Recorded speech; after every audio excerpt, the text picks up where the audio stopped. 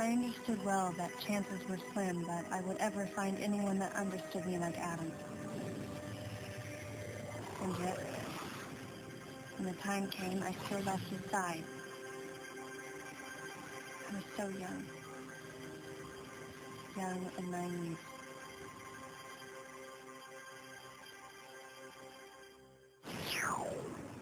Exactly what transpired here on the bottle ship is still uncertain. Here's what we do know. The equipment we thought had been destroyed is operational again, and we've seen casualties attributed to an unidentified and lethal creature. The situation is critical. We need to gather all the information we can, but priority one is to find any survivors and bring them to safety. Consider this site extremely dangerous. Be careful as you make your sweeps. And there's one problem. The wireless interference in this facility is all-pervasive. Your comm systems are useless. As a result, communication channels will be limited to the facility's navigation booths. Well then, Lyle, investigate Sector 1 and show a little restraint with the explosives. Gotcha. Maurice, you cover Sector 2. Repair any equipment you come across. Affirmative. Anthony, you're Sector 3. I'll leave it to you to decide whether plasma guns are called for. All right. James, check out the control bridge. Our communication issues might be the result of electrical interference. Yes, sir. And KG, run a complete sweep of the residential quarters and investigate any trace of survivors. Got it. Each of you is authorized to use a freeze gun. Do not forget to check in regularly via navigation booths. And Samus, you go to the system management room. Do everything you can to get the electrical system back up and running. Looks like your comm system is still functional.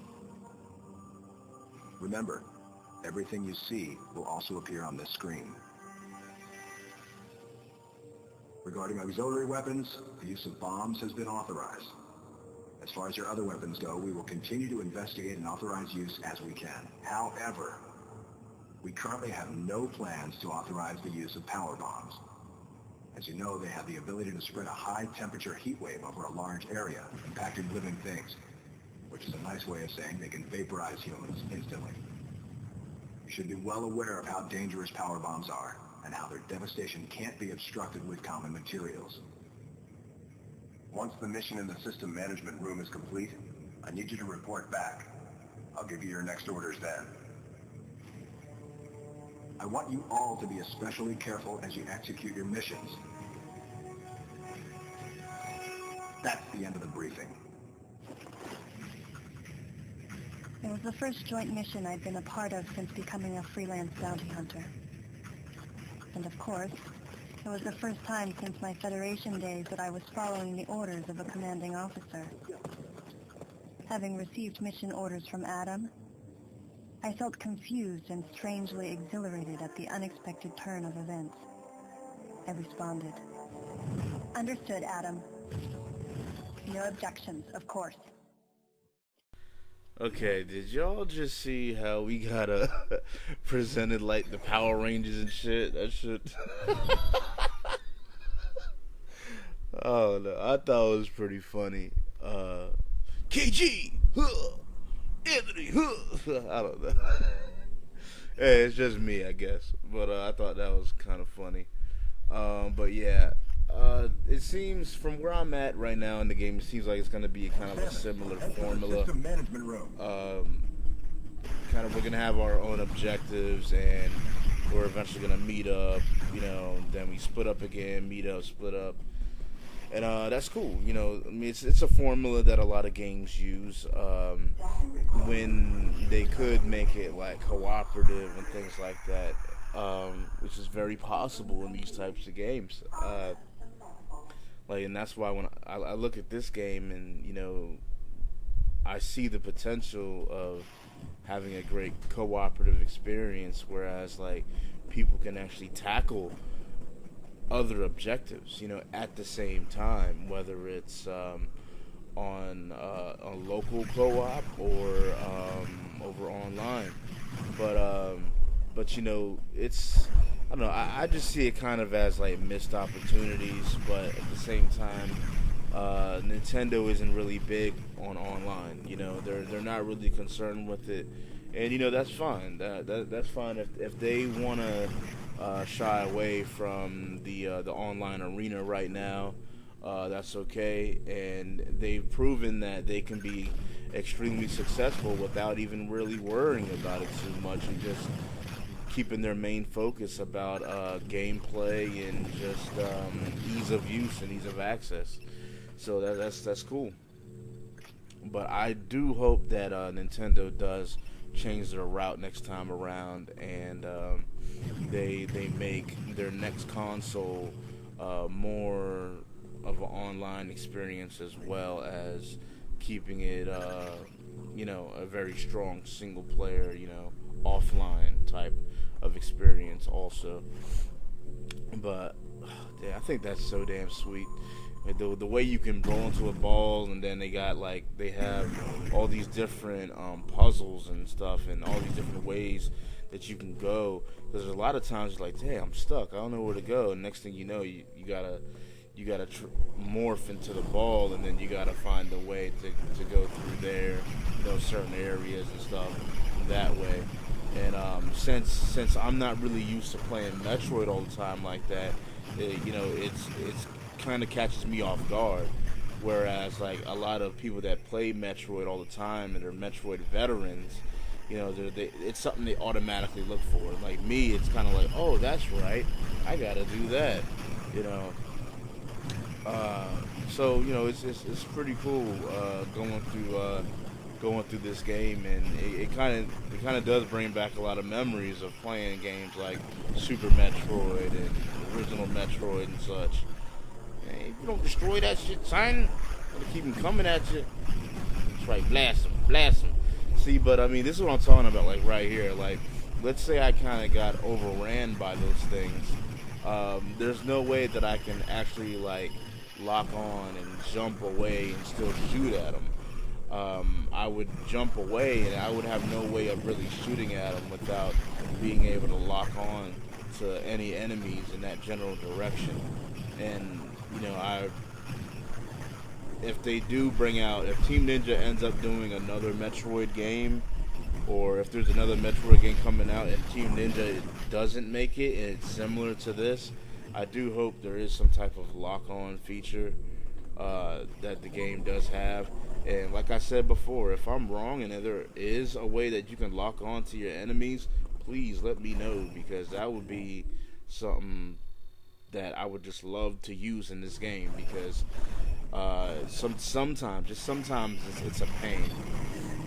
I've kind of adapted now, and I've gotten used to it, to how exactly you're supposed to take the combat in this game, but it would just be so much easier with the lock on.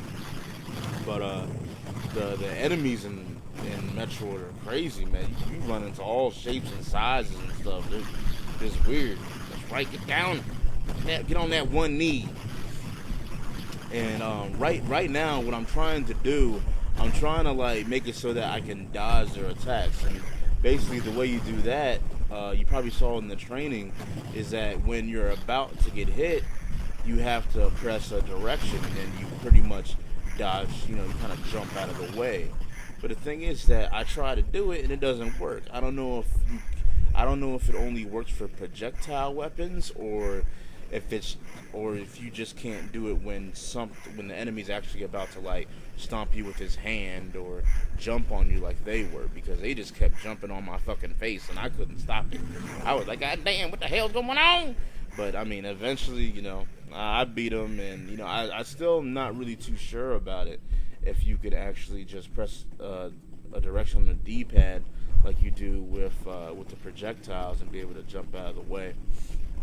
Yes, you can't go up there yet, dummy. You got to do something first.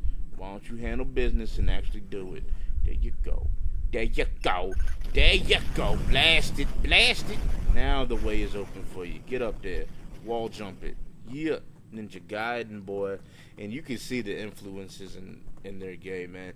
And that's great that different developers have the opportunity to go ahead and develop with a different property such as Metroid, because you can see them bring their style and their type of gameplay into this, and it's refreshing.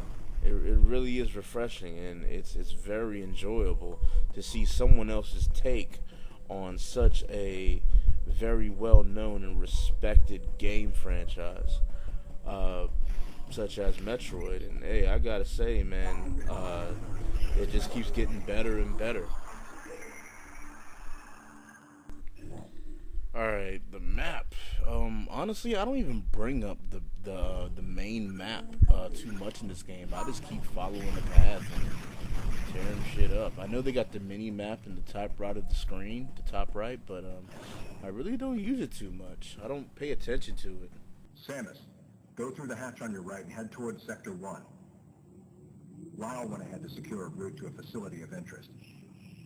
I'll leave you to survey Sector 1.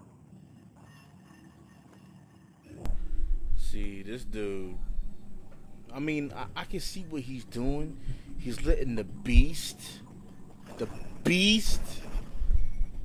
go ahead and survey and check out, you know what I'm saying, the most dangerous sections, because, you know what I'm saying, like, Samus just goes for broke. She brawling, yo, just whatever, handle it. It's nothing.